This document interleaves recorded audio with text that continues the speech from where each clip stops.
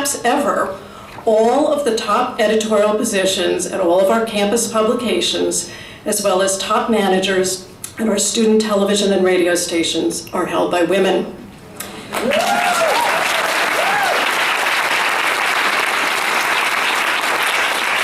It is a pleasure to introduce you to someone, as someone who is well known to my generation and beyond for her hard-hitting news reporting on CNN and ABC, and to my students, not only for your reporting, but also for your appearances in films such as Iron Man 2, and on television shows such as The Gilmore Girls. As you said, you get in there, show them what you've got, and the rest will take care of itself. You've shown us for years that you've got what you've got, and we are so honored to welcome you here today.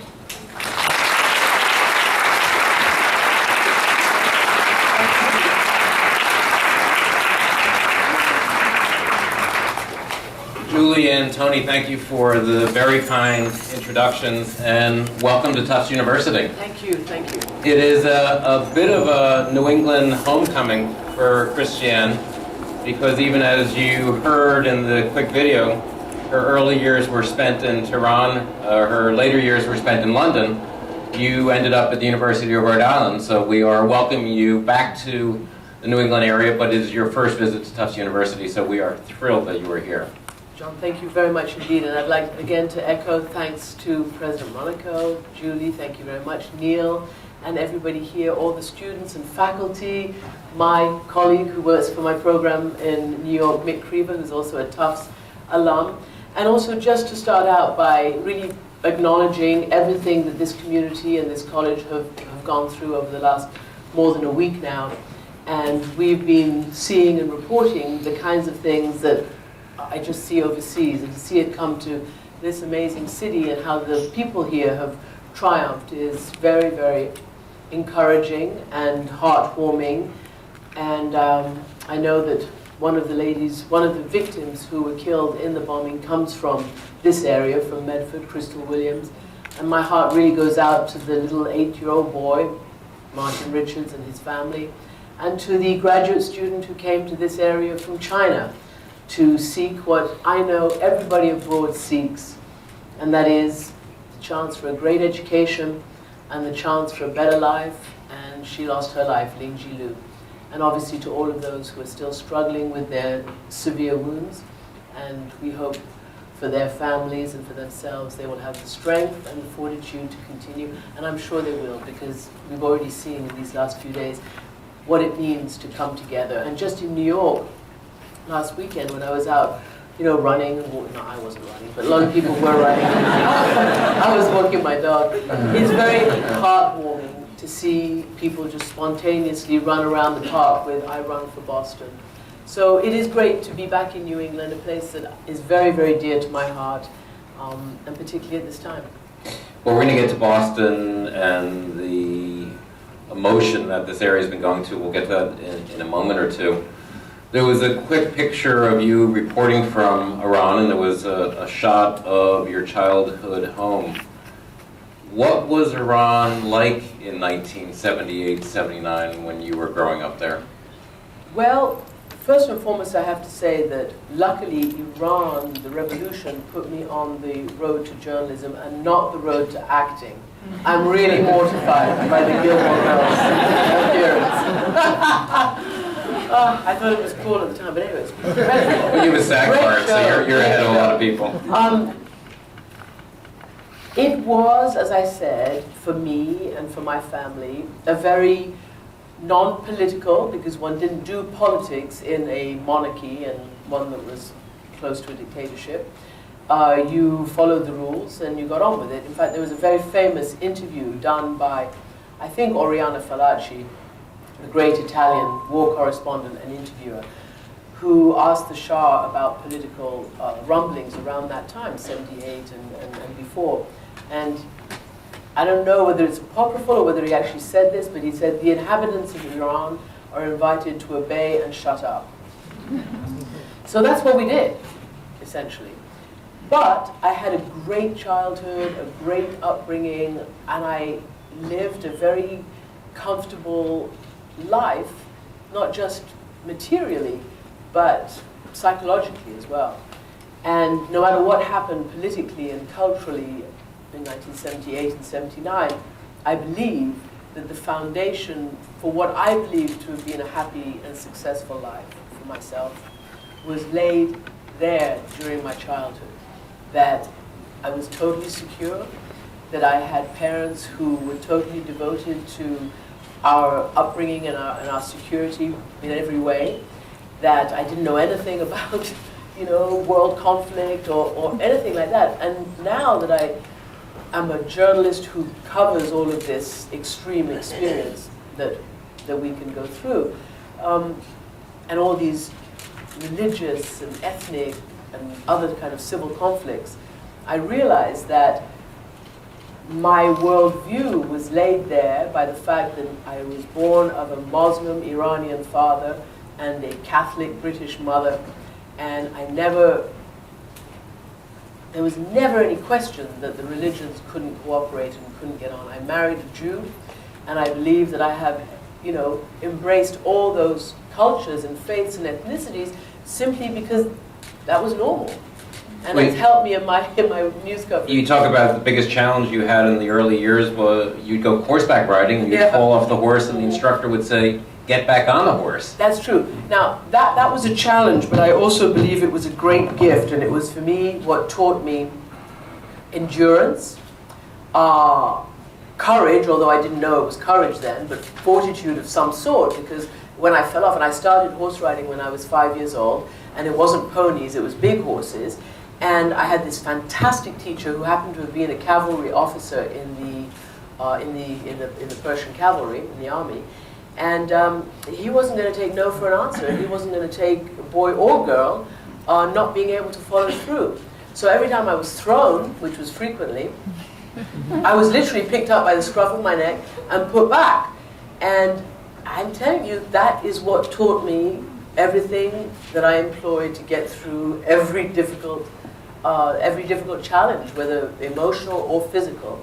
And there have been a lot of such challenges. Were you still living in Iran? Was your family still there as you started to see family, friends go to jail and get executed? Yes. And that was the precipitous moment to move to London?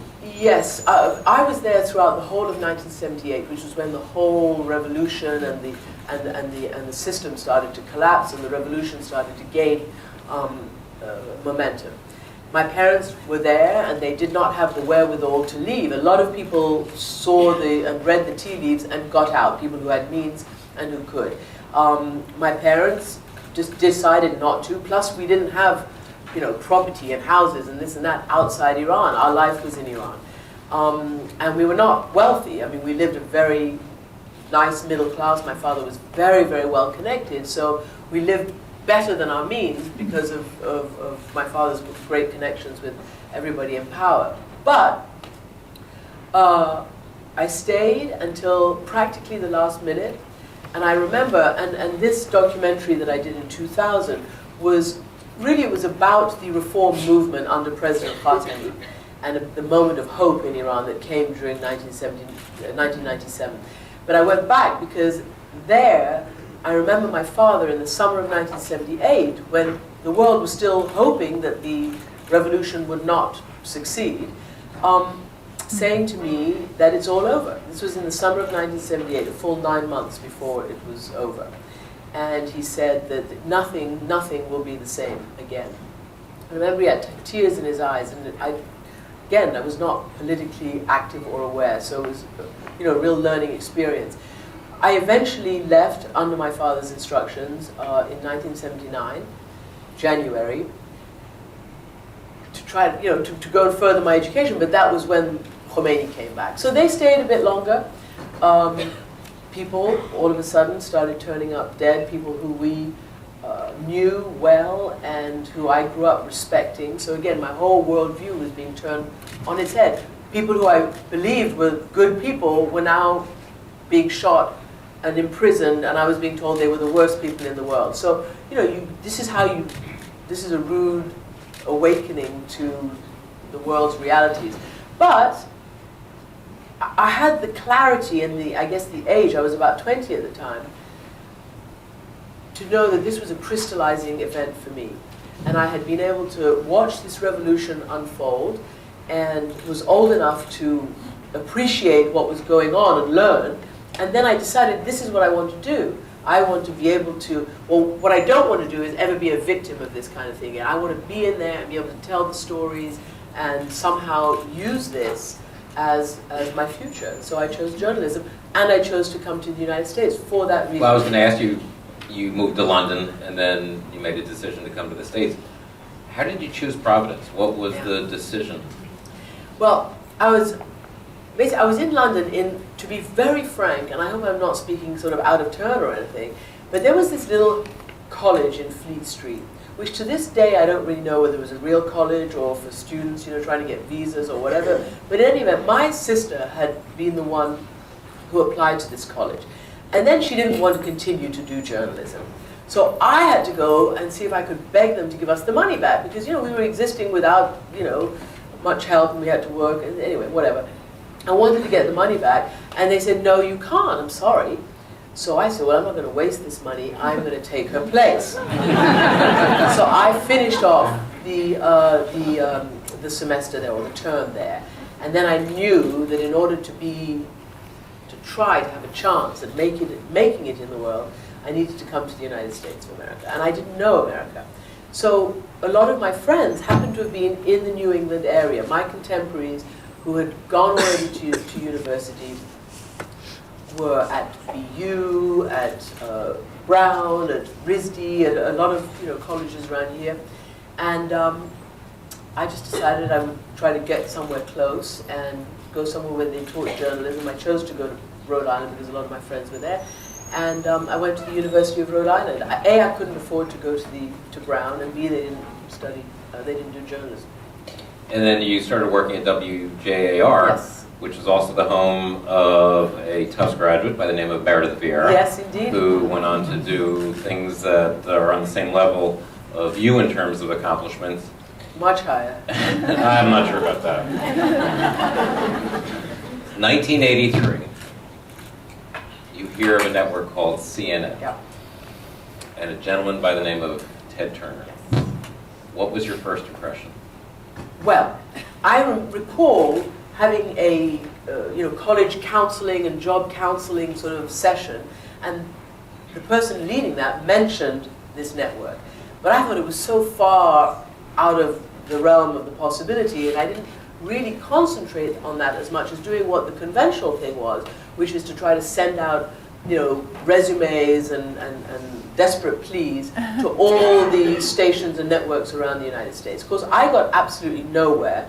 A, because I had no experience and I was aspiring up, and B, because of the way I looked and sounded and talked, which was not the conventional wisdom at the time. Every woman on television at that time was blonde, spoke with a very, Midwest accent, very sort of universal appeal. And I really didn't fit that bill at all. So I could not go and do the traditional, career route, which was start at a small station and move your way up. So in 1983, having been hired by WJAR as a technical operative there, they were really kind to me. The people there were so kind, and I owe them such a huge debt of gratitude. The news director, the head of the investigative team, who's still going strong, Jim Terracani, who I credit with all my early, endeavor. They said, hey, we've heard about this thing called CNN. And more to the point, we've heard British accents come out of there. And even more to the point, one of our top directors went down there and was one of the sort of early startup guys down there. So why don't we call him and see if there's a chance? So I said, that sounds great. And I was beginning to recall this, career counseling that we all had, Ted Turner, CNN, this and that. And so they called me up, or I called them, they called me, and they recruited me on the phone. And that involved asking me 10 questions, one of which was, what is the capital of Iran? So I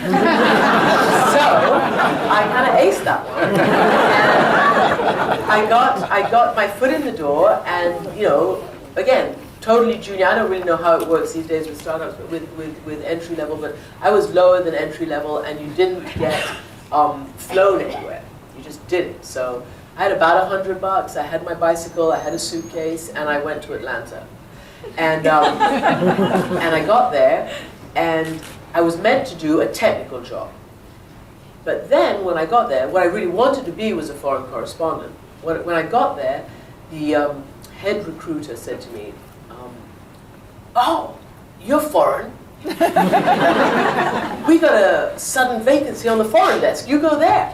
So I did. And that was great, because from there, I started really, really low, and then just methodically, systematically, gradually, eternally kept doing what I had to do to keep, moving ahead.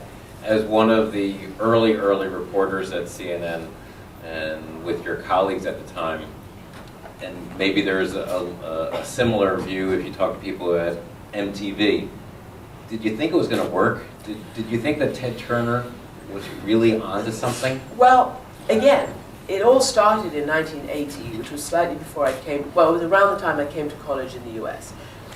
Ted was roundly laughed off the stage, as you all probably remember. He was actually almost, they tried to blacklist him at CNN from even covering the White House, the unions, because Ted was not a union, he was a right-to-work state, and CNN couldn't have survived otherwise. And most people did not think it would survive. And we, who were the, kind of the workforce, the factory workers, for us that was our graduate school. Very few of us, of my generation, had gone to graduate school. We believed that this was graduate school on the job, and that hopefully would lead to somewhere in, in a real network. And, it lasted, and it became a real network. What was your first international assignment?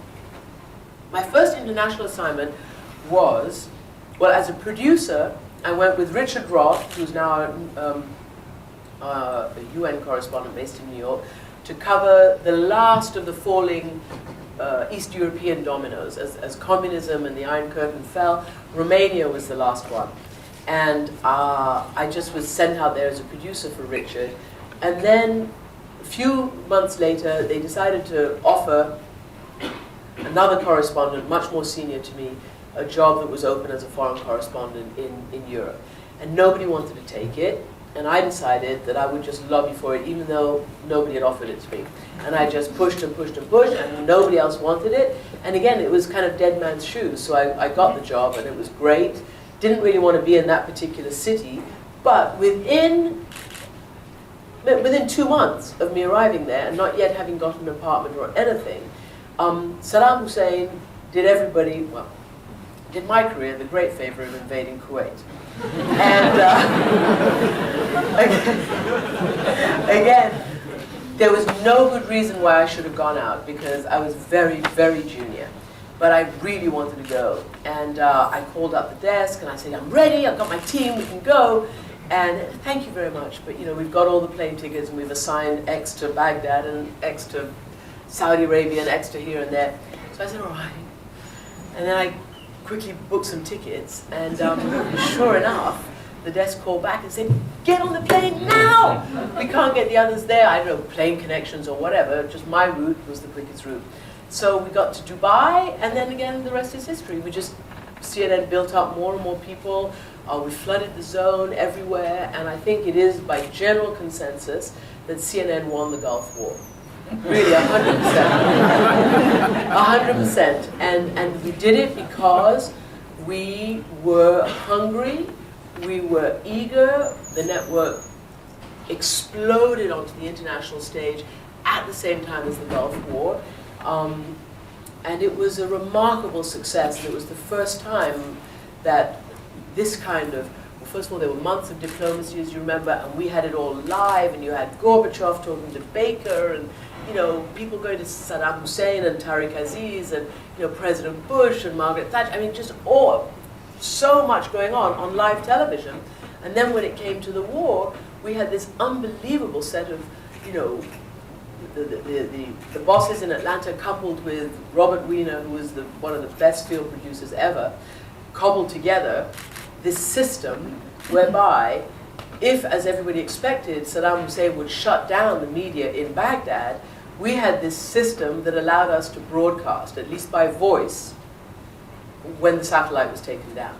And that's how Bernie Shaw, John Holloman, and Peter Arnett delivered the Gulf War to the world. And that was just amazing, just amazing. That's how it started. Not to truncate a remarkable career 3 decades into a quick segue, but you have reported from every hotspot on this planet. And you've spent more time on the front line than most people in the military. You've commented and you've quoted as saying that you spent almost every day of your life living in repressed fear. What does that mean? Well, and I'd like to recognize Casey Morrow here. I said that at a Morrow lecture at RTNDA, but especially to recognize Casey and what we're doing here in this Morrow Forum, because what Edward R. Morrow did for his profession was take war reporting to another level, and to really bring war reporting into people's homes and into their living rooms, with his radio reporting from Trafalgar Square, most importantly during the Blitz, and then, you know, when he saw Buchenwald and when he saw so many other things towards the end of the war. That was very scary. People lived in fear, and I became acquainted with real fear in my first, what I call, Morrow kind of war, which was Bosnia. It wasn't the Gulf War. The Gulf War was a big set piece, armies facing off against armies, 500,000 forces gathered by the United States and its allies, you know, battalions, you know, tanks and artillery and, you know, just everything against Saddam's forces, and it was played out on a battlefield, and we sort of followed from behind and watched. But like in the Blitz, like in many of the World War II battlefields, like in Bosnia, so many of the battles are fought in towns and villages and in farmland. And the real fear is when you are reporting that, you are not an observer standing anywhere at the side. You are an observer who happens to be inside with the civilian population, and therefore you are at equal risk as the civilian population. And so to do that day after day, week after week, year after year, builds up a massive reservoir of repressed fear. Because if you don't repress it, you can't do your job. So you have to manage the fear, and you can't pretend you're not afraid, because that would be foolish and it would be a lie. Everybody is afraid in those kind of situations. And so it was about managing it. It was about managing it and figuring out, you know, how to summon up the adrenaline and the intuition and the sixth sense that you develop over many years to stay safe. And I'm always touching wood when I say that, because genuinely I believe I've been lucky that, you know, so many of my friends and colleagues have been killed and wounded, starting in Bosnia and continuing to this day, where in Syria, which is the latest of the worst of the battlegrounds for journalists, you know, in the last year I've lost, our profession has lost, my colleagues have lost, their families and friends have lost some of the greatest journalists around. Well, you commented, just to put some statistics on your last thought, 14 journalists alone in this year, and we're only halfway through the year, have been killed. Yeah. And 979 have been killed since the early 90s. And I would say that I'm on the Committee to Protect Journalists, and I'm sure many people are familiar with it. Every year, they show that, you know, journalists are being killed more and more. But the leading cause of death amongst journalists now is deliberate. It's murder, which is completely skewed from the rest of the general population. Journalists are mostly murdered. That's how we die, because people want to shut us up. People don't want to hear the truth, and they are willing to go to any length to make sure that the truth doesn't get out. So not just American journalists and Western journalists going abroad to cover these countries, but the local journalists in those countries are deliberately targeted, and it happens in Russia, in the Philippines, in Syria, of course, in Mexico, and I mean, everywhere you look. It's terrible. This notion of finding the truth is very appropriate at the Mora Forum, Yeah. because that was one of Edward R. Murrow's mantras, was Yes. that the truth is so important. In your career, finding the truth has allowed you, in your words, to say that you're the eyes and the ears of your viewers. I don't just say that about myself. I say it about all of us who've gone into this profession, because especially now, I mean, that's kind of a no-brainer. That's sort of self-evident back in the Morrow generation, or even in the generation just before mine. But now, as you know, there is so much, and we've talked about it endlessly, but the proliferating platforms, the social media, the relentless march of opinion into what I believe should be a fact-based reality and the space reserved for facts and factual reporting, that it's even more incumbent upon us now to be the eyes and ears as a profession, as professional journalists, and to get up off our seats and to go to those places, to be able to bring back the reality of what's going on there, so that we don't just, and that we do it in our professional way. You know, we're trained journalists, and we presumably have a duty to cross-reference, to check, to be able to verify sources, and to bring back real information and real human stories from wherever it is that the stories are happening. And while nobody's going to be able to put any genie back in the bottle, nor should one, but you cannot just rely on armchair analysis and just on thrice removed social media to give you your first-hand information. You can't even rely on social media / activism that's first-hand, for instance in Syria, because everybody has an agenda. So it puts a huge and increasing burden on those of us who believe in gathering the truth and the facts to do so, because it's so easy these days to have just the whole space flooded by all sorts of information that's not verified and is often wrong in the first instance. And how does that relate to some networks that CNN competes with, that their message is somewhat slanted towards the views of a political party? Well, that's a similar but slightly separate situation. CNN has made it clear their business model is not to be political or partisan. Now, others have chosen to be so, which is their right. I mean, that's their right to do that in this country. You can do that. But I think one just simply has to be able to recognize and call a spade a spade. There are certain organizations, left and right, who speak through their own political views, agenda, ideology, etc. Fine.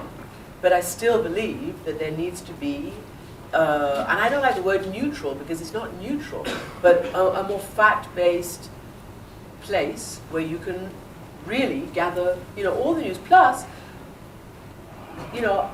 I do think we need to have a much more rigorous sort of accountability presentation.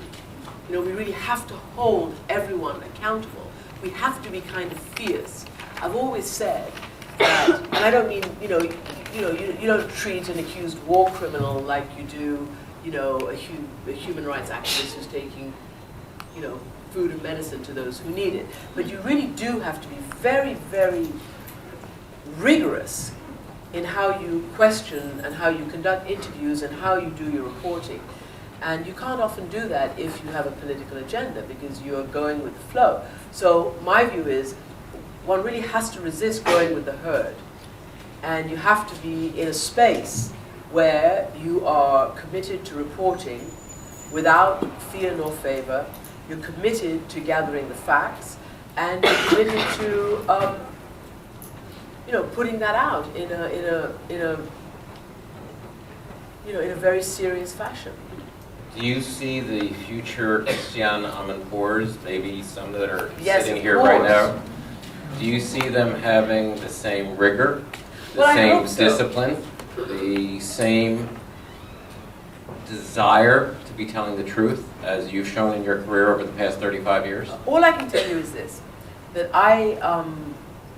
I judge the Livingstone Awards, which are for journalists 35 years and under. So that's the younger spectrum. And I see unbelievable reporting from all over the country. And there's certainly unbelievable reporting in many college newspapers and college television stations and radios as well. So frankly, yes, I do. And I think that the younger you are, the more idealistic you are. And the challenge is to keep that youthful ideal and the mission and the commitment and the passion, and to know that truth is your master and nothing else. That's the challenge, to keep it as you keep going forward. And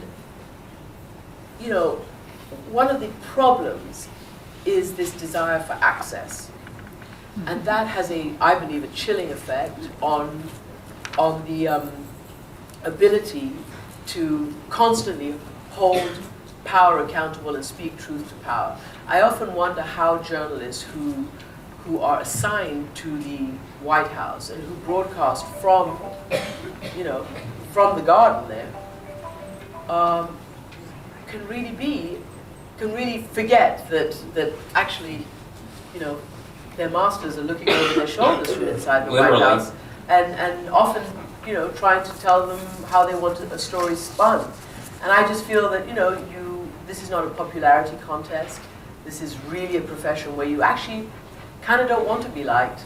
You've got to be you got to hold people accountable, and sometimes that is very, very uncomfortable.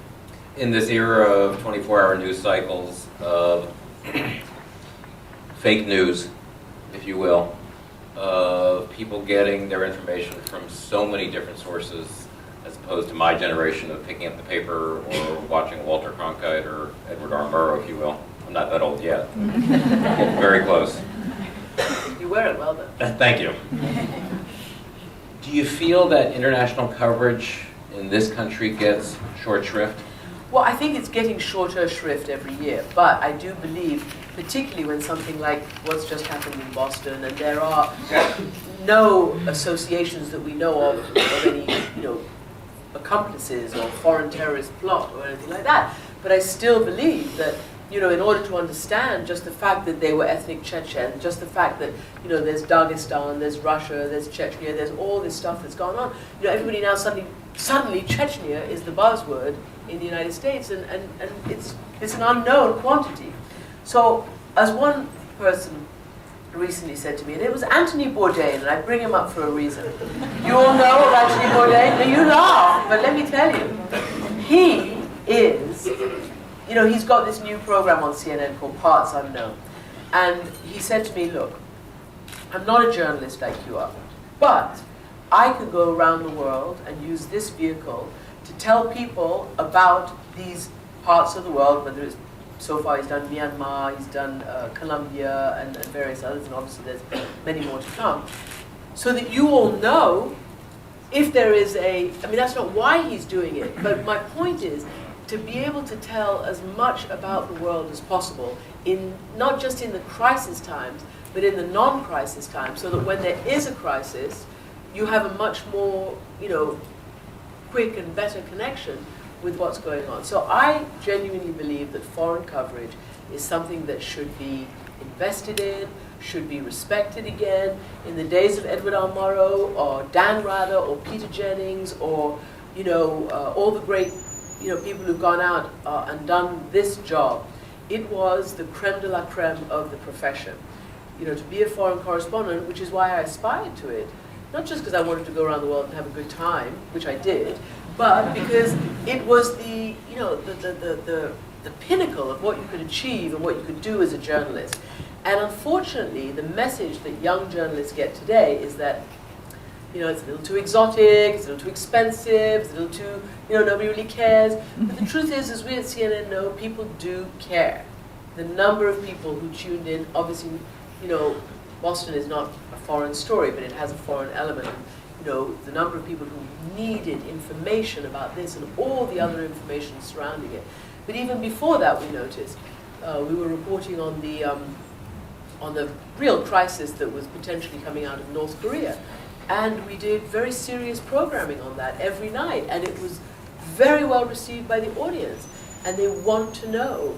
And so whether it's an Anthony Bourdain doing Parts Unknown, which is not breaking news, whether it's what I did for ABC over Christmas, which was a sort of a detective story through the Old Testament, touching on all these areas of the Middle East, linking millennia back to today, linking Christianity, Judaism, and Islam, and really exploring that over 4 years, did exceptionally well. And on you can say, but really you have to do it well, accessibly, relevant, good storytelling, find and go to the real heart of the story, and it's vital. The terror that you've covered around the world has now once again sadly hit our shores, as everybody here knows. And in conversations with Dr. Monaco before we started, we were hearing about the challenge of keeping, in this particular instance, the community informed and getting information from the CNNs of the world, trying to stay ahead of social media. CNN was criticized a bit for some of their coverage. The Daily News was criticized because they ran a doctored picture on the front page of the Daily News. How do you weigh all of the issues of wanting to report, check your sources, but knowing that people are desperate for immediate information? I think there's additional pressure. CNN raised the bar by being 24/7, 30 plus years ago. And now you have an increased pressure, which is the social media, which is more than 24/7. I don't know. I mean, it's just, even I can't keep up with all of that stuff, and that's my job to keep up with it all. I think you have to take a deep breath and remember you're journalists.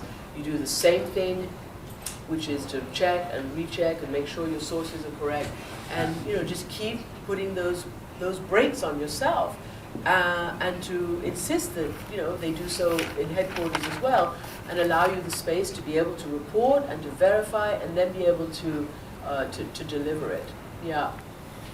We'll ask questions in one moment. I just want to get your view on an issue that comes up when you're talking to somebody as accomplished as you that is a female.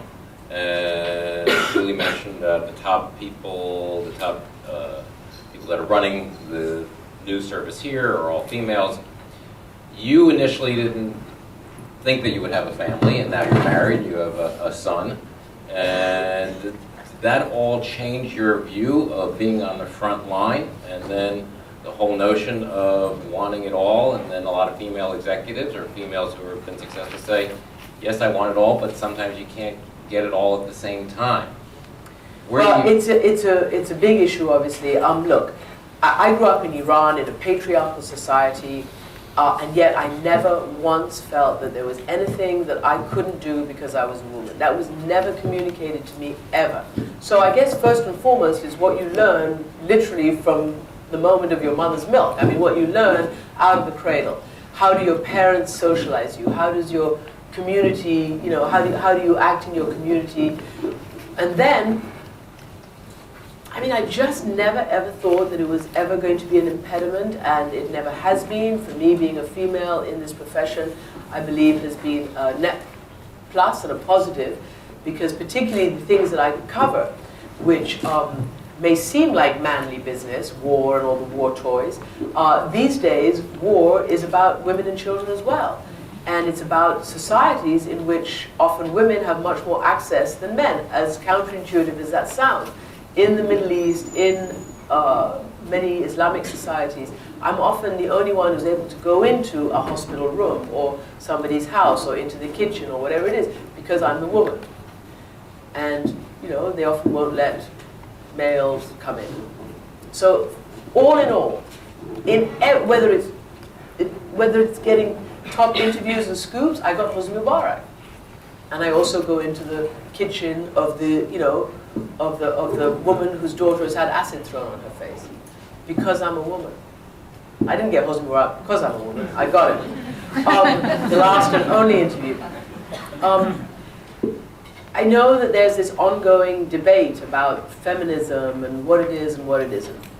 Many women of my generation said, our four sisters and four mothers have already fought this battle for us, and now we will continue gender neutral. That's okay, but I think we still have to realize, now all these years later, I started at CNN in 1983, it's now 2013, the fight isn't over yet. Women are still not paid equally, that's unconscionable. Equal pay for equal play. No reason why women should not be paid exactly the same amount for exactly the same, or doing their job better. Women are still not at the top of the executive structure in the news organizations, with very few exceptions, and certainly not in the TV news organizations. They need to be. Women must have, and this country must develop, if they want a healthy country and a healthy economy and a healthy community and healthy family lives, some kind of accessible, affordable, manageable childcare and flexible situation for women to be able to work in. Across the rest of the world, in many developed democracies, they do that. And that has a net positive effect on the whole country and the whole community and on the economy. Now, on the point of can you have it all the time? I'm not sure. I think I've had it all, and I think I've been very, very lucky. But I am very conscious of the fact that I did it in stages, that I was balls to the wall with my career when I was very young. I had the space and the desire to do that. That's all I did was work. I went to Bosnia, to Iran, to Iraq, to Rwanda, to Haiti, to Somalia, 24/7, with practically no rest. I mean, yes, I came back and forth, but that was all I thought about. That's all I wanted to do. There was nobody that I had to stay alive for. And I didn't have to think about that. So the youthful sense of immortality and invincibility and ambition and hard work, all of that was cool. And then I guess, I got to nearly 40 and I thought, actually it was a producer of mine, he said, so Christiane, you think you're going to spend the rest of your life going to bed with your awards? That's not going to be a very comfortable hug. No, but it got me thinking. And I think if you talk to, many women, there's no sort of straight line. Life is much richer and more difficult and more complicated for men and women. And we've just got to figure out how to live it and how to do it best, depending on what it is we choose to do and at what time. But we need to be able to make our own choices, and we need to be, so the conclusion of that was that I'm a late wife and late mother, and that being a mother filled me with the kind of fear that I never had when I was not. Because now I had somebody to stay alive for. And I want to. So it's very complicated for women. It's very, very complicated. But I do strongly believe that the time is over to treat women's issues as some kind of quaint, do-gooding, kind of thing, some kind of social experiment. We make up half the world. We make up more than half of university populations, more than half of graduates. We have a much higher, I believe, spending power. And it's time that we all leveraged our economic power and learned how to negotiate to get exactly what we want as fiercely as men know how to negotiate. And never, ever, ever, ever accept to be paid a penny less for equal work as your male colleagues. Ever.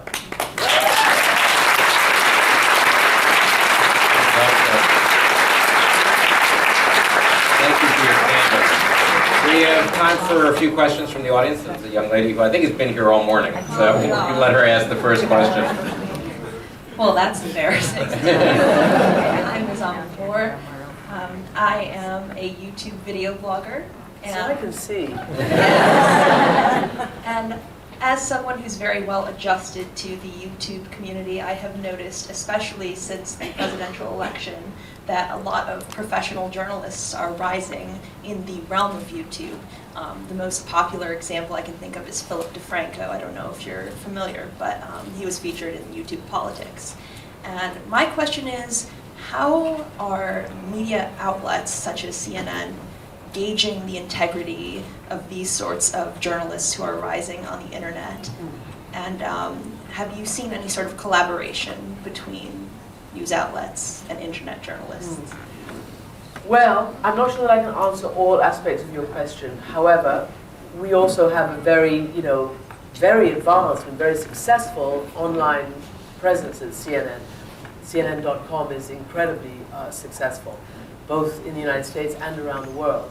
And we have increasing online journalists who are going out and doing amazing things under the .com rubric. There is a bit of an issue with the whole YouTube journalist, and I don't know who the person that you're speaking about, so I'm not casting any positive or negative aspersions. But one of the things that we can get burned by is taking certain things that have appeared as fact, as journalism, as as advertised from YouTube, and then it not turning out to be what it purported to be. And that's one thing that we have to be extremely careful of, and we try to be. Everybody gets burned. By the same token, there are amazingly enterprising individuals who are going out, who don't necessarily have a job in a mainstream organization, and who do their own thing, and then, it gets picked up. Many of those have been incredibly helpful and have expanded, the ability and the knowledge and the work that we and other organizations can put on the air. But I think it's still a realm of further, study and control and refinement. Thank you. I see a hand over here. Good afternoon. My name is Jamil, class of Tufts University, class of 2009. And my question is, and I'm a filmmaker as well, create a lot of content. And my curiosity as a camera operator, and a lot of people don't talk about the camera work and your camera crew. And my question would be, like, when you're in these tough areas, do you shoot a lot of stuff by yourself? Do you run with the same camera crew throughout your time? I will tell you, because for me, they are the most important element of the team. Particularly when television was about vision, instead of so much, part of what I was talking about earlier, so much television has now been dominated by talking heads, and we need to get back to pictures and storytelling, which is what camera people do, and are a vital part of the team. So as to whether I shoot, the answer is no. And I was just on the cusp, because so many journalists have now, had to, because of, the economic model of various organizations. A lot of their reporters are having to go out and shoot as well. The broadcast networks, at CNN, elsewhere. Luckily, I missed that. Because I don't think I would have been any good at it. And I really rely on the extra teamwork and the eyes and ears that goes with a one or two man band or two woman band camera team. Often a one man, but at least it's one woman. They're invaluable, absolutely invaluable. And I know that in Morrow's generation and all the way since, when television, rose, it rose not just on the power of great reporters and anchors, but on the power of great video storytelling. And I think one of the things you're seeing right now is all of that frustrated video storytelling that doesn't exist as much as it used to do on TV these days, is being funneled into verite and into documentaries and into films that are going out, theatrical release, but that are real life storytelling. Just any number of the documentaries, all of them in fact, that were nominated for Oscars this year, each and every one of them was about a vital breaking news story. And that's the kind of thing that we used to see on PBS or on CBS, ABC, NBC, CNN, and now it's more and more appearing in HBO, PBS, and film release. I'm glad that CNN is now bringing back a film strand and a documentary strand, and guess what? It's getting eyeballs. People love it. People want to see the richness of the picture, that it's not enhancing or embellishing, it's really telling the story, and that's what's our value added over radio. Radio is fantastic, but television is radio with the ability to reinforce, and it's like little films. And I strongly believe, and I was saying this on the journey up, that beyond just the beauty and the compelling nature and the visceral connection, of being able to see a story through pictures and other people's voices and hear the interviews of who you're talking to, it affects policy, especially today. I remember from Bosnia that in the end, I promise you, in the end, the reason the United States and its Western allies could no longer look away from a wholesale slaughter going on in Europe, in the 24/7 zone, was because our democracies couldn't tolerate anymore the pictures that we were sending, and rightly so. They shouldn't tolerate, and they eventually didn't.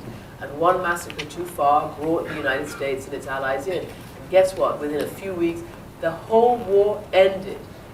So all this whining and kvetching about how we can't do it and how it'd be terrible and blah, blah, blah, in 2 weeks it was ended. And I believe journalism had a huge, huge, huge role in that. And furthermore, after the success of the Bosnia operation, after many years of failure, it created a preemptive intervention in Kosovo, where the United States led with its NATO allies to prevent the wholesale genocide taking place in Kosovo that had done in Bosnia. And that was because they didn't want to see that dominating their news every day. Politicians couldn't tolerate it anymore because people couldn't tolerate it. And we are good people. We come from the moral part of the world with values. How can we allow that to happen? And that's where pictures and camera people and journalists matter and play a vital, vital role in democracy and in civil society. And I am sorry to say that it is a terrible moral and strategic failure, the response to what's happening in Syria right now. One more question. I see a young lady right there.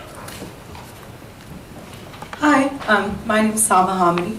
I'm a BU journalism senior. On Monday after the marathon, I felt void of journalistic instinct for the first time like ever, because I was very emotional. And obviously you've been in everywhere, and you talked about repressing your fear, but did you ever feel too emotionally connected to repress your emotions? You know, one thing I've noticed in the years since I've been doing, since I started war reporting, you know, I funneled my, real emotions about that into storytelling, into getting the word out. And I had an outlet. I had CNN which played these stories every single night in the A block for 4 years, unless there was a massive breaking news that took precedence. But in general, we did not have to fight for airspace. We didn't have to fight to prove that this was an important story. And to be honest, many of the news organizations at the time took that position as well. This was a very important story. People sent out very accomplished reporters. I was still quite junior. It was still, my first major conflict. But that's where I funneled my human emotions into telling the story. And again, it was pre what I call cheap emotionalism, manufacturing emotions and writing about yourself as the news story. I didn't do that. I told the story of the people there. I mean, we didn't even have a live dish, so we weren't chained to the live dish 24/7. We just went out and reported stories, human stories every single day, just like Mauro and his boys, just like the people who covered, World War II. And we told those stories, and it made a difference. And I get a little bit icky feeling when I see too much of this genuine tragedy and disaster being turned into a vehicle for a person's emotions, which is not to say that you can be unemotional about what's happening. Obviously, it's a real shock what happened here. But I think you have to understand, like an emergency room doctor, what your mission is. You have to really get a grip and tell the story and do your mission and get it right and succeed and save the patient. And our job is, in terms of saving the patient, is to put out the right information. You just have to do it. And I feel very strongly that the emotion post 9/11 is part of what chipped away at independent journalists' standards. That it was such an emotional shock to the system, and such a brutal shock to the system, and the first such attack in the United States, that when the president basically said, you're either with us or against us, journalists took that as well. It was kind of this emotional, vesting in the whole sort of system. And that prevented really great journalists from doing what they really should have done, which is ask those rigorous questions, demand the answers, never stop pushing. And then we had a war. We had a war in Iraq. And a lot of that was enabled by an unacceptably unrigorous journalistic performance. And that's a big burden to bear, for our profession. And what is there more important than war and peace? What is there more important? Where is our professional duty more focused than in reporting on the edge of war and peace?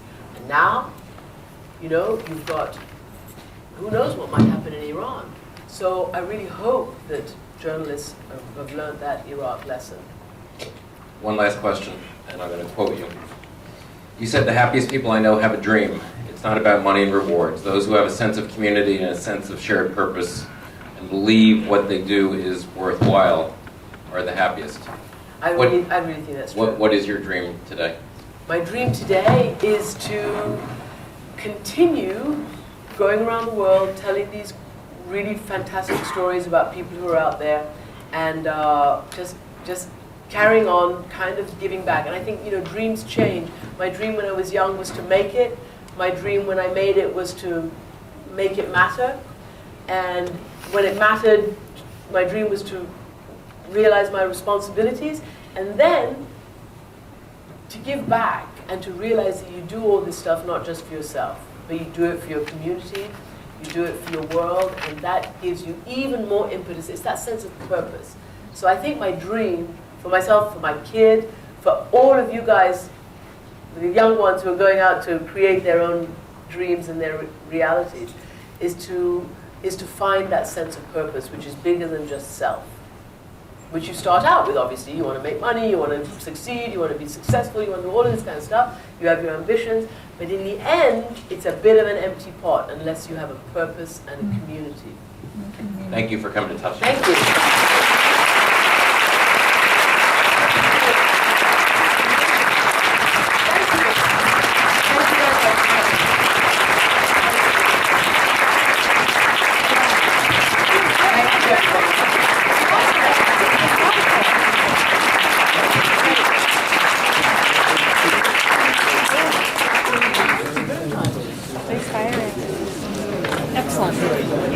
That was inspiring. I don't know whether I got the song right, but I have a loud mic window. Since you've got video coming.